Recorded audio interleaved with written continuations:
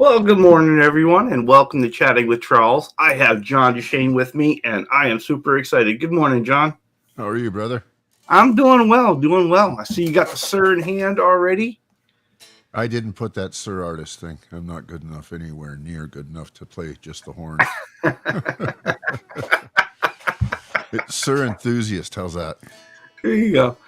Oh, but the chat has been going wild. They are excited that you're here. They want to hear from John Deschain, and so we're just going to have to give that to them this morning. There we go. But let's welcome some folks in. We've got Herb from Fireside Studios, followed by R2, R3 Locking Nut, Keith H, Dave Chase, your buddy Ryan from OU812. I know that guy. We have Bruce in the chat. Now, let's see. Ryan Hall, our music and law, is here. And let's see. I know people were kept filtering in, but they were talking back and forth and talking back and forth. So it was really kind of great going there. Let's see. Sean Hockey is in the chat. Welcome in. Welcome in. Sean, love to have you on as a guest. So had sent you an email. Check it. Love to have you on next week if you're available. Let's see. Dave Chase, good morning to you. Michael B. Live. Wayne McConnell. Blackjack Guitar. Ben Coombs. Ben Coombs, who is having a show later today where River Docs is going to be on. And, of course, John will be on later with Ryan of OU812 and the guys playing over there. So that'll be a good time. So make sure you make both of those. We've got Bonkers in the chat. BC Rich 581. Rob Blackmore Official. Robbie, I love that guy. Paul McNary. Wonder how many cats are with him this morning. Yeah. Or if they're all snuggled over in the corner keeping warm again. You pulled in Charles Green, John. Oh, boy. You pulled in Charles Green. Good morning, Charles. And Hit Metalworks has just made his way in. So that catches us up with the chat. Well, John, Did you say hello to Bruce? Yeah. I did say hello to Bruce, but we'll say it again. Hello, Bruce. How you doing? Anyone you want to shout out there, John? My OU crew, obviously. I think Trev, it's still too early for Trev right now. But I see Al and Ryan there, and Paul's nice to see. Little early for me, so yeah. Following your lead, brother. All right, then. Well, why don't we get it started with the fundamental question of the show? It's always really interesting to me to see how someone started in their guitar journey. So, how did you get started in all this? How did that journey begin for you? I think it was part genetics and part behavioral conditioning. My earliest memories are we lived in northern Ontario when I was a kid, like a small kid. Mm-hmm. And cold, always cold. And my dad was a guitar player, like a nut. He just loved it. And when he was younger, he used to play in some clubs and stuff. His claim to fame was I think it was Merle Haggard. He was a sideman for on a couple of gigs in Montreal. Mm-hmm. But my earliest memories are being curled up behind an old Fender Bassman, sleeping while my dad's playing at these house parties and stuff. And guitar was always part of my earliest memories, for sure. So, and it was my dad. My dad was super supportive and encouraging in the journey. So I started around nine on bass, and I think within 6 months I was playing in my dad's band, and we used to do local TV, like the little PBS, I guess is what it would be back then for our community. Uh-huh. So it'd be kind of fun going to school and saying, "Hey, didn't I see you?"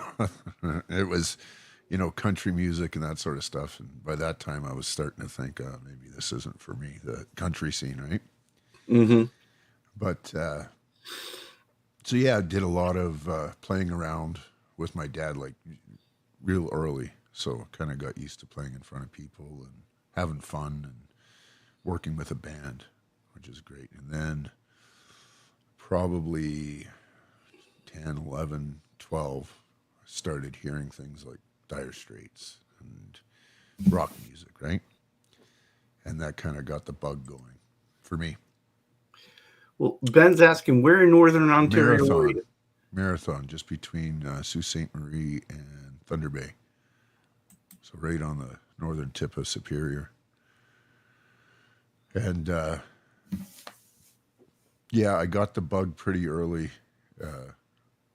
and I was obsessed with guitar, and continued to be obsessed with guitar all the way through all the way up into my 20s, really. Mm-hmm. So yeah, the journey started at home, and it was supported up to a point, and then I went and I took lessons for years and years, and learned all the fundamentals, and my goal was to go to GIT. And Okay, so somehow for when I those of us who don't know, what is GIT? Guitar Institute of Technology, which Mm. was down in LA there at the time. I think Oh yeah, it's the one in Berkeley. Is it the? it. No, I don't know. I think it was in LA actually. Okay. But anyways, that didn't work. There was big family, not a lot of money, and I just couldn't do that. So local bands, cover bands, did that for a lot of years, and then 18, 19, kind of got serious about writing music, and so that would have been, yeah, that's when Van Halen started to hit as well in me. So I really got. I think that the thing that did it for me was, my first album was Fair Warning, that I bought on CD. I remember that, being so proud. Didn't even have a CD player. This is funny, yeah. And Love it. yeah, but yeah, I was a local scene. So I lived in a small town here in British Columbia, and probably 200,000 people, something like that, right? Mm. So there was a local guitar scene. This is back in the late '80s, early late '80s. So it was still everything. There was all the bars had live bands and all that type of thing. So it was a good time, right? It was a good time to be in a rock band playing guitar, and started getting serious about it. So you had to come out west towards the Vancouver, and I found out very quickly that I suck compared to these big city players, right? And but I ended up with a good group of guys, fantastic drummer and bass player, and we started doing original stuff. And this Mm-hmm. was early '90s, right? And it was drop D stuff, King's X, Alice in Chains kind of vibey stuff, and we did that for a lot of years. Did some tons of gigs, lots of gigs. Did some recording, and that fizzled out. And then I hooked up with a singer songwriter, and he's Barry, the guy's name is, and fantastic trained musician. And he was, he's from the cloth of the Beatles, and Mm-hmm. real song structure and stuff. And I've always been a riff based player. Right. So it was a big adjustment for me, because it was, I didn't particularly care for the music, but I could Mm-hmm. see the blind spot in my playing. And so I forced myself to it, and into it. And then, of course, once you get into it, it's like, holy smokes. Because once you start playing more than power chords and riff based stuff, you learn that there's different tonalities within the same chord. And when you start thinking that in lead lines or harmony lines, it's like, oh my god. you know Well, yeah, that was something that I've always found interesting as I began playing, is how the same three chords can make three very different songs, right? yeah. And how you strum and how loudly you do, and what your pick attack is, makes all the difference in the world too. Hmm. Hmm. And so it's just all the shades within that are just really kind of fascinating. That's right. Yeah. So by that time, where are we now? Early to mid 20s. No, mid 20s, so 25, 26. And we were getting real serious about it. Mm-hmm. Yeah, we were, we had a management deal and played locally, did radio shows, all that kind of thing. And it got to the point where, and at this time, I'd met my girlfriend, now wife, and she supported, up until early 30s, and then it was the paternal itch started, and it's like, go on the road and take this to the next level or stay and have kids. So obviously I chose love. Mm-hmm. Idiot. No. And a whole change, right? I mean, it was because I was so into music that if I couldn't dedicate, 3-4 hours a day to playing, it just wasn't enough. And here we are in my early 30s, and I need to get a career going. So went to university, got my master's degree, and really worked hard on a career, being able to generate a good income Mm-hmm. and support a family, as did my wife. I mean, she went right through and got her doctorate degree and all that stuff. So kids come along, and then the house, and then the dog, and the white picket fence, and we're humming along, raising kids. And I mean, that's at that point, I was starting to get really depressed because the one thing in my life that I loved is music, and I Mm-hmm. don't have time to do it. I was working, 60, 65, 70 hours a week, crazy. But, it's what you got to do when you're a young family and all of that sort of thing. So I hung the guitar up. I said, no, like, I can't do it anymore. I got pissed off at it almost, right? Mm-hmm. Because you come back to it and your brain still works, but Yeah. these stop working, right? They don't match up, and it's like, I know what I need to do to get back to where I want to be. I just don't have time to do it. So focused on the family and was miserable for a good 10 years, and successful at home, successful with, parenting and career and all the rest of it. But it kind of got to the point where I was like, I got to do something here. I have no Mm-hmm. reason not to be happy. You know, family is great and everything, right? So kids got a little bit older, and then it's like, no, I'm going to pull the guitar out from under the Was bed. it under the bed or in the closet, John? Be It was honest. under the bed.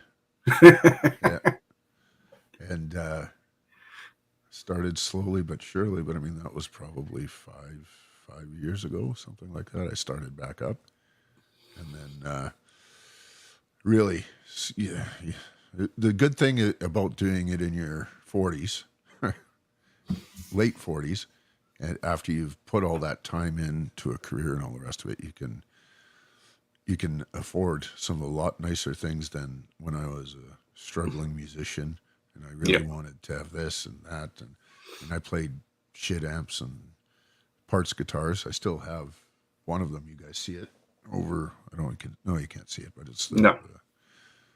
Strat. I mean, I've had that guitar for 25 years, and got into it, and my intention was to maybe get back into playing out again, right? And, get into a Mm-hmm. cover band, do something just for fun. I mean, the dream is over, so to speak, of making a career out of music, but the love and the passion's there, right? And I mean, I started working towards that, buying, because I basically got rid of everything but guitar, and that's it, guitar. I had everything else. Yeah, because you sit there, you start looking around, you're trying to pay bills, you're trying to, take the family on vacation, like extra Christmas present, whatever it is. And you're like, I got this thing here sitting here. I know I'm not using it. I could use the money, right? It's, Yeah, all those little emergencies. I need a new roof on the house, whatever the case may be. It's like, and messed it, up. it So, happened early on because I mean, I was working cutting concrete, so working really hard with my hands and mm-hmm. heavy equipment, and then going to school, and we were starving students basically, right? Yeah. So, 5150, that was the first thing to go. And at the time, it made sense and didn't regret it. I regret only getting $800 for the head and cab. But hindsight is 2020. Well, But what's anyway, that? so What is that? I'm sorry to interrupt you, but yeah, what no is that worries. one piece of gear that you really wish you had back? Um, Believe it or not, well, the obvious answer is my old JCM 800, Mm. the good one, whether it's the 03, 2203, or 2204. That was a great amp. I mean, I used that for years and years and years. That's it. Yeah, I think everything else is, and I mean, it's just an amp. There's nothing special about it. But so yeah, getting back into it. I think this is, COVID was part of all of this here, and I went from like being in an office where I was 10, 12 hours a day, plus traveling an hour each way, ridiculous, right? To working from home, Hmm. and always been kind of a driven guy. So I mean, working from home, and the owners and management are saying, well, your productivity's up ridiculous 30, 40%, and so I started realizing that I can make this work here. Spent a lot of time on YouTube, and I found Pete Thorne, Hmm. and he really resonated with me. Right? Yeah. There's this guy that is not your traditional rock star. He's Canadian, didn't hurt either. But I see him as doing the parallel path to me. If I'd chosen not to have a family and go right into music full time, and I could have easily relocated to LA, and you know I'm not saying I was anywhere near as, or could have been as good as Pete or successful as Pete, but I see a very, very close similarity in paths. If they're parallel paths, if I'd chosen, my life probably would have ended up something like that. Well, in Herb is kind of echoing that as well because he says he seems like you and him have that similar story, right? You fell in love, you got married, not enough room. You got to take care of the family first, right? And Absolutely, yeah, yeah. You got to eat. So yeah, I was really entertained, and I got into at that point. Then it's like gear. What do I need for gear? Because I want to do this here. So I figured, back in the day when the pod came out, remember those little kidney shaped yes, things? I've seen him I since. got one of those, and sitting in an apartment, concrete tower apartment, my buddy and I, who I hope to get on our show, incidentally, one of these days. He's a fantastic player. Chris, we cut 3, 4 songs, and it was great. And I thought, okay, it was really good back then. So now I should get into it. So I went out and I bought a stupid Helix and a FR, and I tried my damnedest to. I gave it a year, Charles. I gave it a year. I forced myself because if I'm getting back into something, I've got to, and I'm committing to these purchases, and I mean it's additional cost to the family. Right. I've got to make informed decisions. But I fucking hated it. I just hated it. I couldn't get on with it. You spend more time twisting knobs and all this other stuff, and it just didn't feel right. And again, I started getting that depressed feeling, Hmm.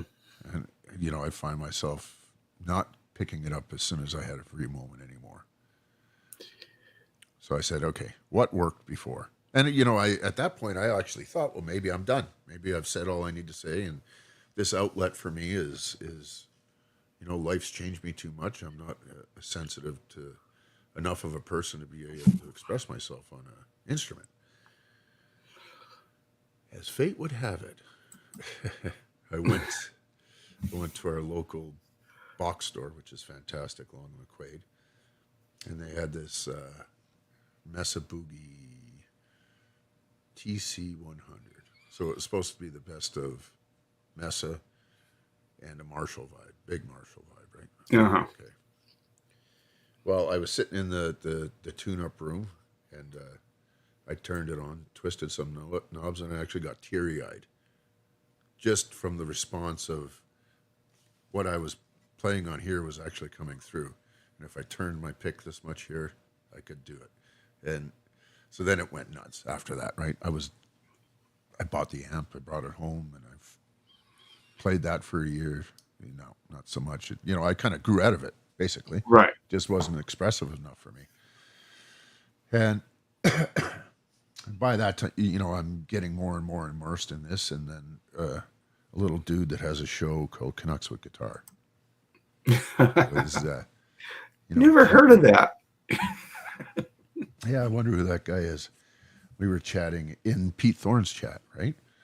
And was I think I was just saying, just I wish I could do something, in this community or whatever it is. And Ben was super encouraging, right? And then went over to Ben's channel, and then I think everybody knows the rest of the story from there. More or less, he was a big inspiration in getting me into this community. And I mean, what a hell of a guy, right? Mm-hmm. Fantastic. And I met Trev on Ben's show. Right. And it worked out sometime where my family was away, and we talked back and forth, and we started texting, and I'm like, what are you doing? And he lives close by. He came over, and the Whisky Weekend was born. And then we love hearing about the exploits of Whisky Weekend, just so you know. And then I think it was Trev that said, have you heard this guy? And of course, we know who that is. Mm-hmm. It's Mr. OU812, Ryan. And, by that time I'd built out, I had my Friedman, right? Mm-hmm. And I had not the aux box, but some sort of way to get it in to the computer. Right. And so I was, in good pedals. I had, everything was coming together, right? I was kind of putting this together with the eventual goal of going and playing live or something like that. Then I heard Ryan, and I'm like, first thing I thought of was Live Without a Net, Eddie's tone there. Mm-hmm. And basically really got into what Ryan was doing, and I guessed on the show a few times and all the rest of it. And at some point, we started doing off-air hangs, and just great guy, and Al and Trev, great guys, right? And so I decided, okay, I think I said point blank to Ryan, how do I do that? Because Ryan has the old school setup, right? He's got the power amps and the old gear. And basically recreated the whole. He has recreated the Eddie rig. sound. Yeah. So we figured it out between Ryan and Dave Friedman, and that's the other thing I got to say. Dave is unbelievably helpful. I mean, I have questions. We talk back and forth, not like he's my friend or anything like that, but we email back and forth. It's usually once a week, every couple of weeks, about something about my rig or that has nothing to do with that. But between Ryan and Dave saying you need this piece of kit and that piece of kit and that power amp and this Sir box and putting it all together, and I remember having my phone up on a tripod sitting on the floor with I think it's after I got the SDE 3000 pedal, and Ryan's there and Trev's there and they're watching me, and no, that's something's not right here. Ryan's, pull this, do that, do this, push this in.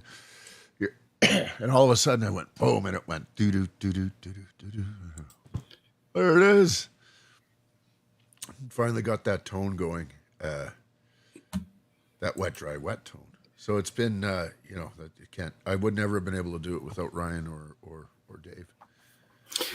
Well, and that really speaks to this whole community, right? The things that we pick up and we don't have to figure out for ourselves, because the very nice people around us that we've made friends with have helped us along the way.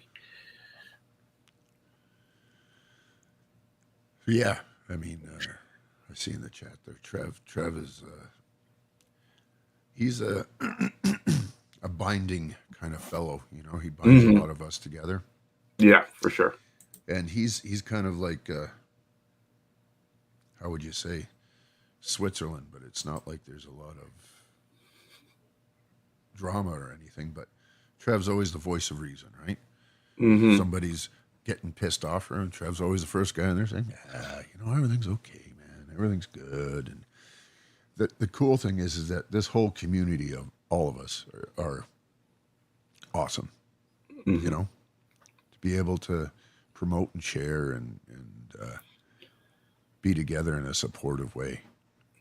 Oh yeah, especially in this general circle that we tend to run in, it's everyone is so supportive, and we've all seen those like darker parts of the guitar community where Yep. everybody's where a lot of folks are negative and after each other. Yep. But what I really love about the community that this part of the community that we kind of run in is that everyone is there and very supportive of each other, wanting to help out. All you Mm-hmm. have to do is ask. Yeah. And I think that's a big thing that Ryan and us on the channel try to add add to the community is like, come on. I mean, as long as you can get this into your computer, it doesn't matter if you just started playing or you're somebody like Randy Price who can just shred the whole fretboard up and down and kill it. It's not about that. It's about a community, right? Yeah. Welcome in, Randy, by the way. Ah. Oh, there he is. No, fuck that guy, Randy. He's terrible.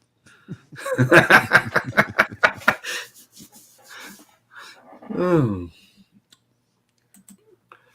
And the thing is, I like about this whole community is all of us are growing and changing and evolving. It's we all seem to strive really hard to keep it fresh and go for the next, whatever the next goal is, whether it's learning a cover tune for the show or putting up a backing track that makes Ryan throw up. And then I promptly go and butcher it in the best way. I mean, that's the whole point is having fun and trying to keep everybody happy. Oh yeah. Well, one of the things I've always wanted to go ahead and say this to you in person because not too long ago, you and I were in either a chat together or a hang together, and you gave me a compliment on my shows. And you said, and because I was like, I always think, why do these guys that can really play and really know their stuff, why do they come and hang out with me on my channel? Because I really don't know anywhere near as much as they do. There's no knowledge I have that I can impart to you that you don't already have, right? And I don't know how it came out in the conversation, but you simply said, I really like what you're doing. It's interesting. And that was very appreciated and it meant a lot to me. Oh, thanks, man. I mean, the whole reason, honestly, the whole fabric top thing is fantastic, and to see that grow and your skills. But I really like Charles. I like your wit. I like your humility. I like you're a kind soul. I can tell that, right? And it's those are the people I want to surround myself with, and pushing each other to improve. That's right, Ryan. Mm. Well, and that's always I appreciate about you because it's a funny thing. We all have this idea of what a Canadian is in our head, and John Deschain breaks all those molds. But at the same time, uh, with no matter what you may say, no matter what you may do, How it's inappropriate. we all Yeah. know it's coming from a good place, right? It's the grumpy old Canadian, but with a heart of gold, right? Yeah, it's not. This community isn't the first I've heard of this. This is, I mean, at work, I'm the old guy that cuts through the bullshit and just says it and comes up with a plan and we get her done, right? Uh And I've huh. always been very direct and to my own detriment. And sometimes I think I go maybe inadvertently offend people, and that's not my goal ever. I value I value this community, and this is to go back to my story here. I mean, this has completely cured my desire for wanting to go out and play live in front of people, right? I'd much rather sit here and have a coffee with you and chat and play some great guitars with Ryan and the boys. That fills that need for me, right? So Right. it's a very, very important to me, this community. And even though, you know, it may seem I'm crass sometimes and say stupid things, it's just who I am. And I'm sorry if I've offended anybody. And if I didn't, I probably will at some point. Oh, that's so great. So what you've been spending a lot of time over there on the OU812 channel, and so has it kicked any desire for you to create any of your own videos on your channel, or is that the place where you want that to live and to happen? To me, it kind of has always gone in the same support. I see Ryan's channel as a band, whether anybody else does or not. And Ryan is the singer-songwriter of the band, or the leader of the band, right? And Trev and myself and R2, whenever he shows up, are the rest of the band.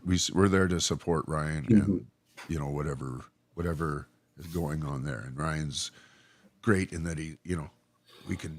all of us can have as much input or not.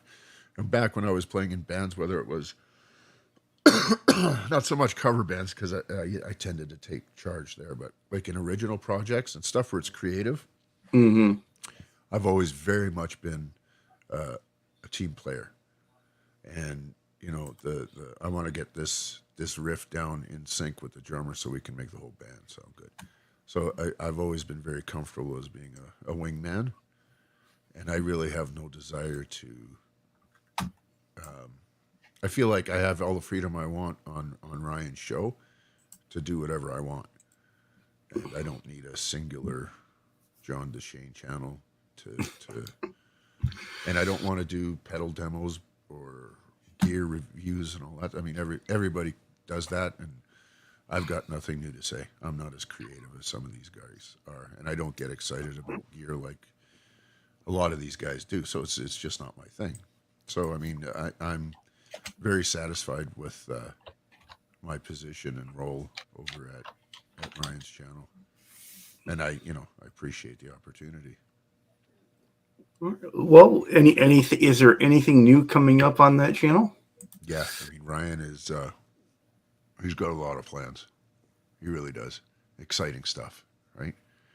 And it's again, I mean, that just goes to the whole band mentality. He's like, hey, I was thinking of this and that, and then we spend almost more time together off air than we do on air, just hanging around, playing riffs and BSing. And I don't think it's it's not like there's or maybe there is, but I don't think there's necessarily a master plan. You know, we're gonna in 3 months we're gonna do this, and in 4, it's not like a 1-page business plan where it's all concise. Right. But it's like, okay, we got to stay diverse and we got to stay fresh. So how does that manifest itself? And I honestly think what the shows have evolved into, for the most part on the Sundays, is something that's taken on a bit of a thing of its own, right? Yes. We've had some success with having 9 guys here, and being able to actually get through a 15-minute jam session without stepping on each other's toes, and all the technical behind-the-scene stuff to make that work, and keeping the progressions interesting but still simple enough where you don't need to be an absolute theory hound so you can contribute and express. So I mean, there's a lot of that stuff that Ryan's channel provides to the community. I've never found it anywhere else, ever. Well, and one of the great things about it is it's a bunch of guys on the channel jamming out every week, and you never know what's going to happen or who's going to be there or who's going to be playing. And just watching it, the way that you guys welcome everyone on, no matter no matter what their rig is, no matter what their setup is, poor Jimmy Biter got a little little hard on him, but okay. Oh yeah, but the harder we go on everybody, that's the more we like you. Really, Right. is the way we go. And Jimmy fixed that in a hurry, right? Yeah, he sure did. He Sure did. He went and got the right gear, and he's always loved when he's on the show, and he's entertaining guy is to be with, and it's great to see how we all play off of each other, right? And Yes. Ryan will play something, and it's like that'll kind of give me an idea for a melody, maybe, or something like that, and then it just, and where you think you're going to go, and where you actually go, are completely different things, right? Oh yeah. And I think that one of the other things is we don't rehearse any of that shit, none of it, because to be able to jam a jam track is jam. You're Right. supposed to have your clams. You're supposed to have the moments of brilliance where you go, oh, well, that was awesome. If you just write a solo, I mean, I'm a big Dave Gilmour guy, right? He plays the same Right. solos over and over, which is great because they're the perfect solo for those tunes, right? But I always try to not play the same thing twice, and I'm brutal because I play the same thing all the time. Well, that is one of the things I love about when you guys play Floyd. I am so used to listening to all those Pink Floyd solos. Yeah. And I love it when you take it somewhere else. Right. Sometimes it's good, sometimes it's shit. Most of the time it's good, but I always enjoy that. So it's I love the Van Halen stuff, but that's always my favorite part of the Sunday Jam, right? Yeah. It when and looking at the way that everyone tackles it, but you in particular, because when you're playing Floyd, there is a certain joy on your face. It's my home, right? Yeah, like Van Halen is Ryan. exactly. And the other thing is, the older I get, and I spent so many years working in hard conditions with really put stress. I've got arthritis in my knuckles, of course, right? So I mean, some days you can see. I don't know if you can see, but you see the nubs on my knuckles. It's ridiculous. Oh my! So sometimes it hurts a lot, and sometimes I'm good to go, and sometimes I'm not, and that's just part of it. So my days of shredding are done. It's not happening, right? So how can I still express myself and get a point across without having to? Sometimes it works, sometimes it doesn't. That kind of thing. Well, yeah, and I think as we get older too, we kind of go back. We look at all the stuff that's really super shreddy, right? Yeah. And the stuff that has more musicality in it. Yeah. And I am so much more drawn to the things that have musicality in it, because while that is impressive, yeah, it's just a vehicle, and you can walk away and forget it, right? But it's the music, something that has that musicality in it that sticks in your head. That's the thing that you hum when you're walking around the grocery store or Home Depot or wherever, right? 100%. And I mean, that's the trick as guitar players of our demographic, is to be able to put some of that stuff that got you all hot and bothered, whether it's an arpeggio or something like that. But it's about communicating an idea. And, right. Again, I'd much rather be a soulful player than a technical monster. What are you laughing at there? Ryan's comment. As you say, I'm like, can we do that here? Yeah. Well, we're going to. That's awesome, Ryan. I can sort of get behind that. Yeah. I appreciate that, Ryan. There's Cheerios and there's donuts, right? Oh my! You had to know you were taking a risk having me on, and I think I've done a pretty good job. But I figured it was going to be from you. Ryan's just as much of a curmudgeon as I am. He just has more couth than me. Oh yeah, he was well behaved. Yeah. But even on our show, you know, I can read him pretty good. You see it in his eye. He thinks it, Mm. and I say it. Yeah, And then he's like, "Oh, jeez." you're his vehicle to let that out, huh? Oh, he can let it out just fine too. But yeah, it's such a great community, and you know, to go back to your question about producing my own content, I don't feel a need. You know, I don't. I get a new piece of gear. It's like, here it is, boys. And Ryan will give you an hour if you really want to talk about it. And if I said to Ryan, listen, I want to show you guys how these Wilkinson saddles work on the back of this, he would say, go for it, man.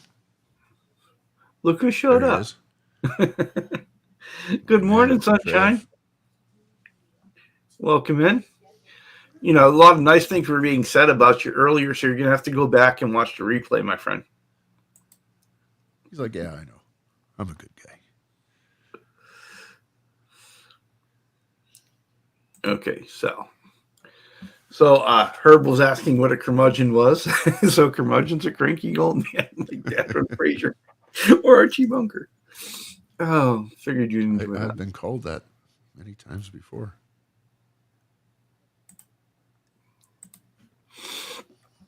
So, so your sure is your baby, right? This is your number one, Absolutely. 100%. That's the, and you have been bonding with that telly. yep. It seems like you've really taken to it. Yep. So, what are the things you look for when you pick up a guitar? When you pick up a new guitar, what is it that you're looking for to see if you're going to bond with it? The older I get, the more persnickety or particular I get, right? Again, a lot of it has to do with my hands and being able to, like, thin necks I can't deal with because my hands just can't take it, right? Big, wide, like wide shouldered necks, no, not so much. So, you know, a deep back with nice narrow sides, rolled frets, even, you know, rolled fingerboard is my jam. And again, the I've never been a guy that like when I played, got to be hundreds of gigs. I always had two guitars, right? And they always were some sort of strat shaped object with either HSS or HH, 5-position. It's been this, right? So, of course, seeing Pete and seeing this, it was like, it's the perfect guitar. And they're brutally expensive. You want to show that off a little bit in detail here? I could solo you out. It's okay. Everybody's seen it 1,000 times. I know, but we love it. Piano black with the killer thing. So it's all mahogany, right? So it's a Les Paul maple top, mahogany neck. So it's a Les Paul that looks like a Strat, more or less. And it has this Wilkinson 2-point trem on it with the locking saddles, and yeah, to me this just feels so much better than a Floyd. It's a lot more expressive and musical. The pickups, of course, are his, and I think the tones that I can get out of it speak for itself. So everything else is measured against this. But I also grew up in a home where country was a big part of it, and the twang, that's where the telly comes in, right? Yeah. All of that, and you can't not have a telly. Really. Yeah, I agree with you then there. I won't argue that. But, you know, going back to something we were talking about earlier, you kind of started out in that country vein. And now that you're older, are you finding yourself circling back that way? A lot of the playing stuff, yeah. You know what impresses me? Two things are a lot of the fusiony kind of players that are super melodic, but their note choices are very thoughtful. Trying to give an example of like all the old Luke stuff, like Lukather and Dan Huff and those boys. I mean, to me those are my kind of idols, and they can do everything, right? And I certainly can't. But when I want to get impressed technically, Because I mean, all these guys that play the melodic, jazzy kind of stuff, I can kind of look at what they're doing, and I'm like, okay, he's doing this and he's doing that. What gets me are the Brad Paisleys and stuff. Mm-hmm. That to me, because it's so foreign to me. I never learned how to chicken pick properly or do any of that stuff. To me, it just impresses me. And you see these guys doing it on an acoustic guitar or a telly, you know. Yeah. It's like, wow, there's nothing to hide behind there. That's just straight talent. And the Yeah. sound. Your telly will tell on you. And it's one of those things you have to come to terms with. And I mean, that's the beautiful part about being involved with this community, and specifically Ryan's channel, is some days, and my hands, some days they work, sometimes they don't. And sometimes I stink terribly. And, you know, sometimes I'm on and it works great. So, you know, I feel like this is the old curmudgeon in me. I really don't give a shit. I don't. If you don't like it, tell me. I don't care. You know, if you have a suggestion, tell me. That's fine. But ultimately, at the end of the day, this is about smiles and it's about having fun. Oh yeah, I mean, and the whole thing is, my stance on all that is, if someone is willing to stand up there and give that performance, there's an effort there, and that effort should be valued, whether you like it or whether you like it or not. There's someone's willing to put themselves out there. That's a lot. But having said that, right, this is a lot of those thoughts that go through a guy's head while you're performing, right? Because you know, you're always going to be your toughest critic. And I mean, I've done stuff before where I thought, oh my God, that's horrible. And you get legit great comments on it. It's like, well, who am I to really? It is what it is. And the community is so good, and the people that sit around and listen to us, they're not into any sort of real negativity. Right. They want to hear it. They you know, if you fall down, you know, the worst you're going to get is Quentin James saying, "Hey, Ma," which is great, you know. And I mean, if I fuck up real bad, sorry, I didn't mean to say that. That's all right. We're fine. I'll be the first guy to look at the camera and go, you know, or play it again on purpose. So it's good fun, you know. That's the whole thing. So have you always had this thing about tuning, or is that something that's come on lately? Older I get, the worse. I've always been particular about that, but it is almost pathological now. It is, and like my telly, it's brand new, it's perfectly intonated. Because it's compensated saddles, it can't be perfectly in tune. Right. But that's about as far as I can go with it personally. Like this thing, I don't play it for a week. It's perfectly in tune. Go like this on the bar, it's perfectly in tune. It's perfect. And to me, that makes life a lot easier. But if something's out, don't wish it on anybody, really. There you go. So compensated salads. That's right. That's right. We're gonna go with that. We're working with that. We're happy with that.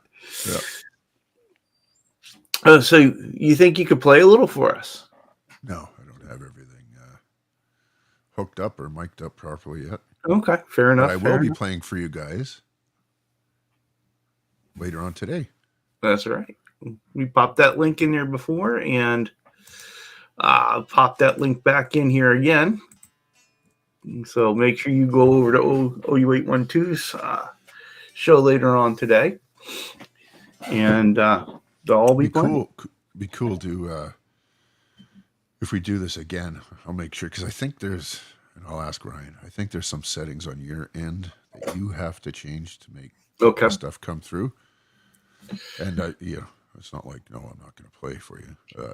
But I just know, we've got 10 minutes, I think, left. Is that how we go? An hour?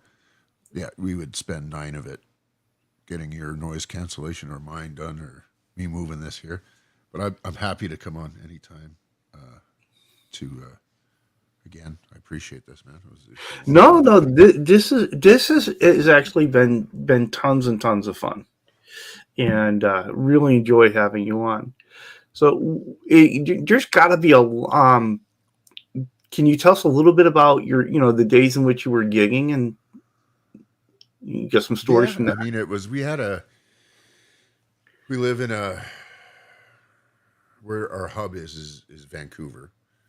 There's 3 million people, so as far as big cities, that's a Canadian version of it, I guess. And within a 60-mile radius back in the day, there was in every community there was probably three bars you could play. So, and there was lots of communities within that 60-mile thing. So I mean, you could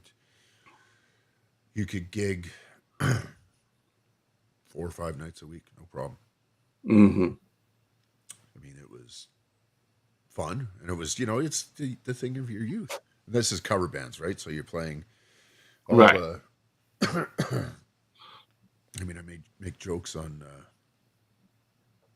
Ben's show. I saw the band Chilliwack in Chilliwack, and I'm sure at some point I played a Chilliwack song in Chilliwack. You know? Yeah, I love that. Yeah, yeah, yeah. So I mean, a lot of my big, not big, but consistent gigging was cover bands and Hmm. doing that sort of thing. Once we started doing original stuff, it was a little more niche because there was in Vancouver. There's clubs you play and you get on a management agency and they say, okay, on this day you're playing here, on that day you're playing here, and it's great, it's fun.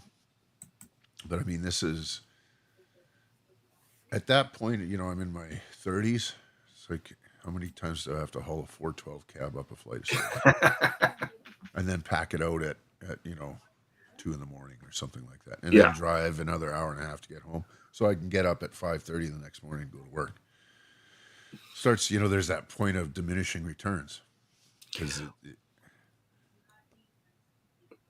Yeah, well, when you were playing in the cover bands, what was that one song that you just like? If I have to play this one more time, I think it was something by Kiss.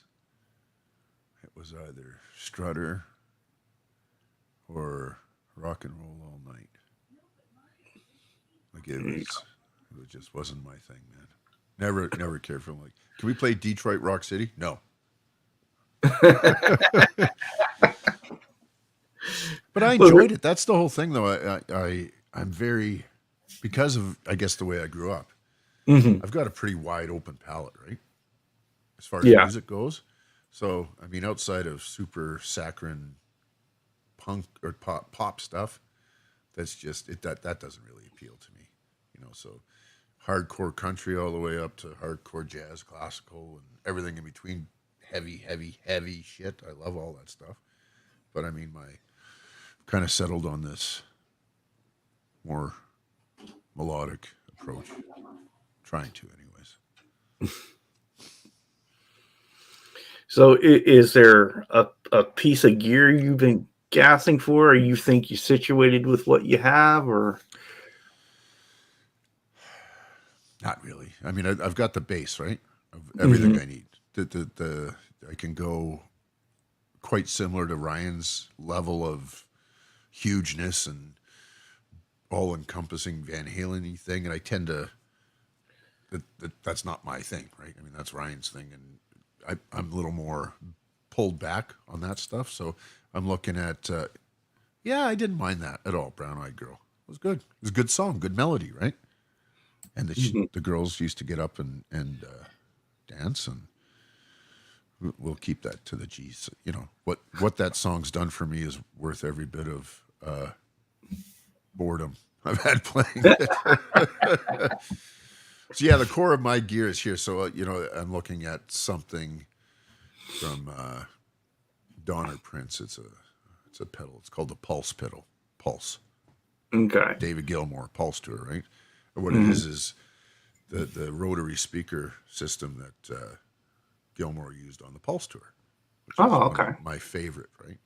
and it gives you, the slow Leslie and the fast Leslie and all that stuff. So that's something I want to integrate into this wet dry wet rig. I've got the Eddie Van Halen flanger and the Eddie Van Halen Phase 90, and I'm kind of like,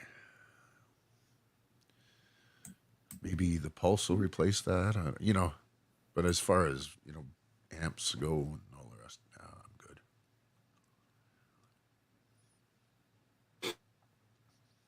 Well, it'd be helpful if a fellow wouldn't mute himself and then go ahead and you can ask some questions. Does anyone have a question for John here in the chat? Who opened the door behind you? That's my wife. She's walking around. It's like, 4 minutes, bastard. got some time yet.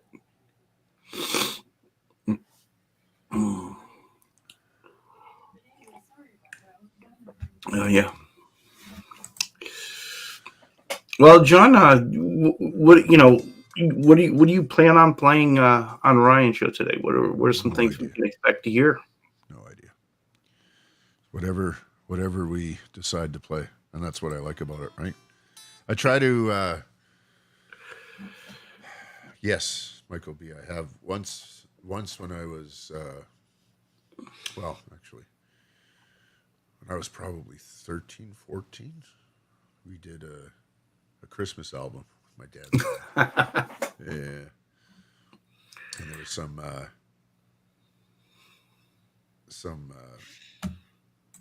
like down home bluegrass banjo playing stuff on there. It was a lot of fun. Back when we were doing original stuff, we actually got to record in Little Mountain Sound, a really huge studio up here. And we went in at 2 a.m, and the reason we got in there is one of the engineers was a buddy of the bass player, and we actually got to record on 2-inch tape. Oh, the problem with that session was we'd just gotten together, so we had a couple of riffs and all the rest of it, and then stuff in the last band I was in. The singer-songwriter, he did, probably 3-4 albums worth of stuff, but he was one of those guys that did all of it himself. So not a whole lot of recording stuff. Well, Ben is asking if you've given up replicating Pete Thorne's pedal board yet. I saw his board the other day. The whole logic behind that is Pete builds boards that can do anything. Mm-hmm. And that's my logic, right? I want to be able to be as versatile as possible. Hence the guitar. I'm obviously a Thorne fanboy, but my thinking behind it is he's a chameleon, and if I can have stuff that enables me to be that way, great. And it inevitably is something Pete's come up with, because he's one of the best reviewers on the thing, and that's why I was just saying, the EVH flanger and Phase 90. I love them, but it's kind of a thing of the past for me. And sometimes I try to put it on what we're doing, and it just never. It's not as good as I remember it for me in this rig. So little bits and pieces, but I'm sure if Pete comes out with the next greatest modulation or type of effect, I'll probably have that too. Yeah. I don't know. I can or two if you want. Yeah, I think I will. So Steve has a really great question here. He says, what was the best time you've ever had playing? Hard. I mean, there's the nostalgic part of me that remembers playing with my dad, son and a dad. That kind of, it was great. I mean, that was what kind of kid would not love that, right? And having the dad support you. And then I think some of the bigger, 400 or 500 people out at our original gigs coming to see us, I was like, yeah, that's satisfying. And gigging consistently enough with a material that you're involved in writing and producing, and have people come to see it and know some of the lyrics, and it's very rewarding. I enjoy that. Well, John, I want to thank you so much for coming on, and I would love to absolutely love to do it again because this has just been a ball. The chat has been rolling the whole time. You have told the most wonderful stories, and it's really nice getting to know John Deschain a little bit more. Not the asshole you thought he was, or maybe even more of one. I do so appreciate it. Thank you so much for the invite, Charles. No, I enjoy it. Like I said, I really appreciate you having on. I know that Lass is going to go ahead and start his show here shortly. So I want to get folks off to them. And thank you for those folks that are saying that the show was good. So here's the link to Lass's show that is coming up. John, thank you so much again for being here. It's been certainly a joy for me, and the chat has certainly enjoyed it as well. Awesome, I'm going to go ahead and take us out, but stay in. You and I will chat a little bit more. Okay, man. All right. See you, everybody. Have a good one, everybody. Let's see.